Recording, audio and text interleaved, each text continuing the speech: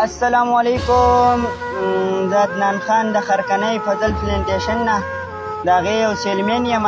دغه شان په دې یو 2-3 میاشتې مخکې یو تورو ایګو راغلی وه، بلیک کلر سی 4663 نمبر یې دی او مهرباني وکړئ هغې ته زما نه پیسې وړي وي. ما ته وي چې کپله راوړه، ما ورته وي چې کپله نشته، کپلې په ټایم ختمې وي. جو ما ته وي چې کپلې نشته چې بیا پیسې هم نشته دی. یو سړی سیدې تللی دی، توره ویګو ده ورسره خامخ. ملګرو دا هغه هلک دی کوم چې بله ورځ هغه ځان وجلی دی. تاسو چې کوم دی هغه دا وخت یو ویډیو هم د هغې وکته، بله ویډیو چې راغل وه په هغې کې وایي چې زما نه څه پیسې چا څه وړي دي، خو هغه به سیټ ټکو دي چې کومه خپله خودکشي کړې ده، کم ځان چې دی هغه وجلی دی.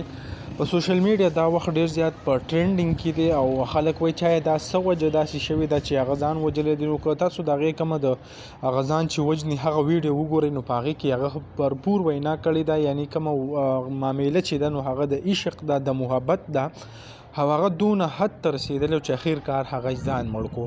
نو خلک چې کم دی اوس د بار دا لیکي وایي چې د چا سره دونه مینه مه کوئ چې هغه تاسو برداشت کولی نه شئ او بیا اخر کار هغه ځان مړ کوي.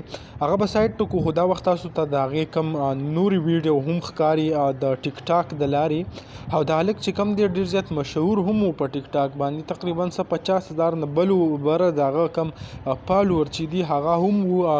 دا اوس ماته هغه راغی د ټیک ټاک کم اکاونټ او داسې ویډیو یې جوړولې لکه هغه مونږ بار کتلي هم دي. مونږ ورته د ټیک ټاک سټار وایو چې هغه قسمه ویډیو هر څه جوړوي، یعنې ډېرې زیاتې خوندورې ویډیو یې هم داسې فني جوړې کړي دي.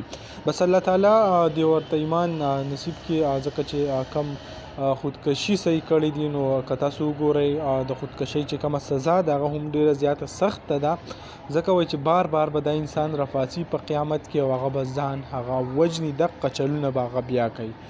بس خو لکه نن سبا چې کم حالات د دې عشق او دا قصې روانې دي هغه ډېر زیات کم ماشومان او دا هر څه چې کم دی هغه پکې انوالو شوي دي. الله تعالی دې په موږ رحم وکړي او الله تعالی دې موږ داسې د بدو کارونو نه وساتي.